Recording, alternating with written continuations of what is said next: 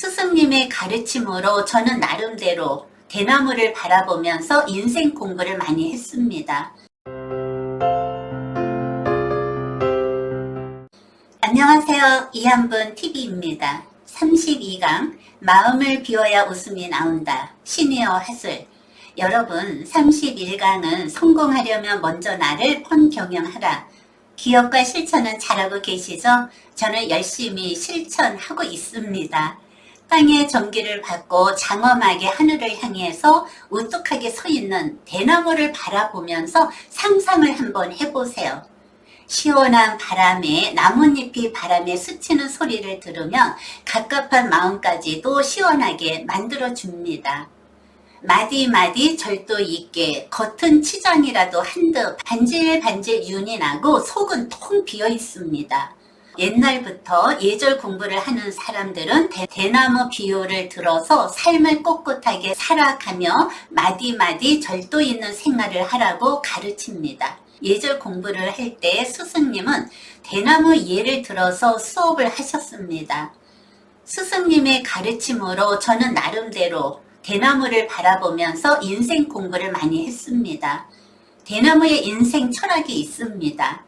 만약에 대나무가 다른 나무처럼 울퉁불퉁하고 있었다면 겉이 반질반질 윤이 났을까? 아닐 겁니다.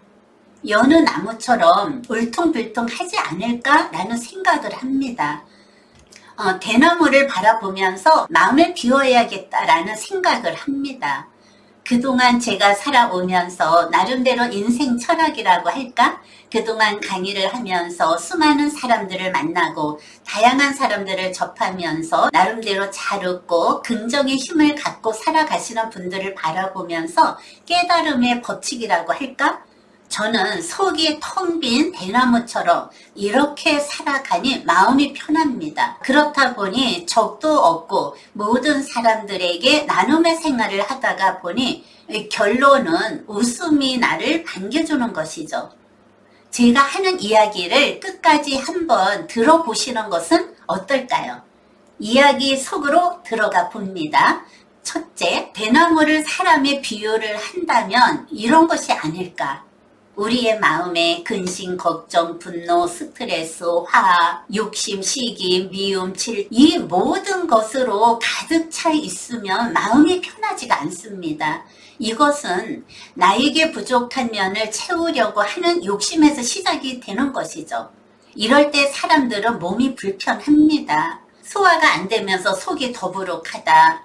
잠을 못 이루겠다, 약을 먹어야겠다, 혹은 병원에 가서 정신과 치료를 받아야 한다는 등 난리 법석을 떱니다. 이 모든 것은 욕심에서 시작이 됩니다. 이런 사람들의 특징은 또 있습니다. 피부는 제2의 뇌라고 합니다. 바로 얼굴의 표정입니다. 얼굴의 표정이 그늘져 있고 웃음이란 찾아볼 수도 없고 자연적으로 피부는 거칠어지면서 윤기가 없고 푸석푸석 핍니다. 여성의 경우는 화장도 안 받고 피부실에 가서 남녀노소 막론하고 피부에 얼마나 많은 투자를 하고 있어요. 이러한 증상은 먼저 마음을 내려놓고 비우기 전엔 소용이 없습니다. 이와 반대로 마음이 텅 비어 있는 사람들은 어떤가요? 즉 기쁨, 신뢰, 배려, 칭찬, 긍정, 감사, 나눔, 봉사, 인정, 관심, 웃음, 행복 등으로 마음의 자리를 잡고 있습니다. 이런 사람의 신체는 항상 긍정적이고 소화도 잘 되고 늘 웃는 얼굴이죠. 즉 한마디로 세상은 살맛나는 멋진 세상을 살아가고 있습니다. 약국에 갈 일도 없고 병원에 가는 일도 드물죠. 만나는 사람마다 행복과 웃음을 전파를 하는 신명나는 하루의 삶을 살아가고 있습니다.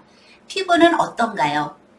당연히 곱고 얼굴은 광채가 나고 윤기가 돌고 피부 마사지를 받을 필요가 없습니다. 이런 부류의 사람들은 욕심을 버린 사람, 즉 욕심 없이 세상을 살아가고 있습니다. 둘째, 모든 것은 욕심에서 시작이 된다.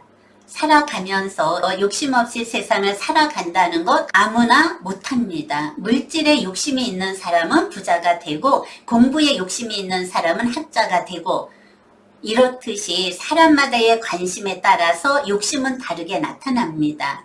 수많은 강의를 들으면서 느끼는 것이 이제부터 욕심을 좀 버리고 살자 하면서 뜻대로 안 됩니다. 스님이 계셨습니다. 운영하고 있는 사찰이 어려운 가운데 처해 있을 때 아시는 분이 무엇에 조금만 투자를 하면 돈을 번다는 이야기에 솔깃했어요.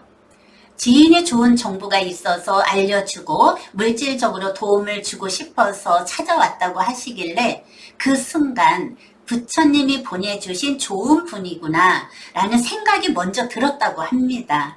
그 순간 사기꾼한테 홀딱 넘어가서 빚을 내어서 투자를 했는데 홀딱 사기를 당했다고 하소연을 합니다.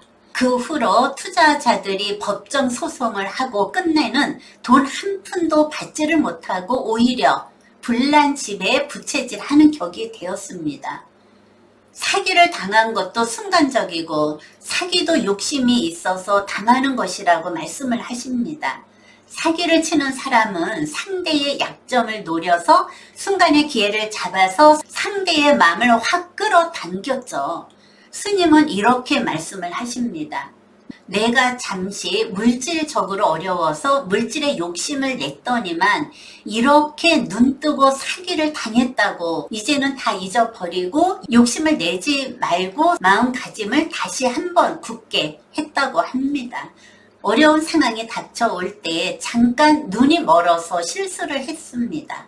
앞으로는 욕심을 내지 말고 있는 그대로 현실을 받아들이기로 했습니다. 셋째, 마음을 비워야 웃음이 나온다. 욕심이 자리를 잡고 있는데 다른 사람들을 받아들일 여유가 없습니다. 웃음이란 마음의 여유가 있을 때 웃음이 나옵니다. 이제부터 마음을 비우며 하나씩 버리는 습관, 버리는 연습이 필요합니다. 하나씩 버리자 하면 무엇을 버려야 할까라는 생각을 할 것입니다. 먼저 자신이 소유하고 있는 물건을 생각을 해보세요. 장롱 안에서 옷들이 10년, 20년 지나도 입지 않는 옷들이 수두룩합니다. 오랫동안 쓰지 않는 물건을 찾아서 주변 사람들에게 나눠주고 바자회 할 때 내놓는 것은 어떨까요? 그리고 냉장고 안에 잠겨두지 말고 식품을 꺼내어서 이웃에게 인심을 써보세요. 이렇게 사소한 것부터 비우는 습관을 갖는 거죠. 비운다는 것은 나에게 필요가 없지만 비웠을 때 상대방은 필요한 물건이 될 수가 있습니다. 갖고 있는 물건을 진정으로 나눌 때 웃음이 나옵니다. 명심보감에 이런 글이 있습니다. 마음이 편안하면 초가집도 편안하고 성품이 안정되면 나물국도 향기롭다. 얼마나 지혜로운 이야기인가. 우리의 마음이 편안하면 내가 어느 곳에 거하든지 편안하다는 거죠. 그리고 나의 마음이 안정이 될 때 어느 음식을 먹어도 달고 맛이 있습니다. 그럴 때 감사한 마음이 생겨서 내 몸이 건강하고 성품이 편안해집니다. 요즘 뉴스를 보면 너무 무서운 일들이 많이 일어나고 있는 게 현실입니다. 그만큼 살기가 힘들고 정신적으로 불안한 사람들이 많이 생겨나고 있습니다. 이럴 때일수록 서로를 돌보고 관심을 가져보세요. 가진 것을 나누고 마음을 비우면서 살아가고자 할 때 진정한 이웃이 되고 사회가 됩니다. 욕심이 잉태한 즉 죄를 낳고 죄가 잉태한 즉 사망을 낳는다 라고 했습니다. 인생의 삶이란 이런 것 같습니다. 대나무처럼 마음을 비우고 욕심을 버리고 많이 웃겨주고 많이 웃으면서 서로 인생을 가볍게 살아가 보자. 마음속에서 늘 웃음이 샘물처럼 흘러나올 때 웃음이 메마르지 않습니다. 만약에 마음에 욕심이 가득 차 있으면 온갖 스트레스로 인하여 인생의 즐거운 맛을 모릅니다. 모든 욕심은 적당히 내려놓을 때 일이 순조롭게 진행이 됩니다. 여러분, 서로가 마음을 비우고 관심을 갖고 많이 웃을 때 건강한 가정과 사회가 됩니다. 여러분, 다음 강의는 하슬로 보석같이 빛나는 삶을 살아가자. 지금까지 시청해 주신 여러분 고맙습니다. 다음 시간에 또 만나요.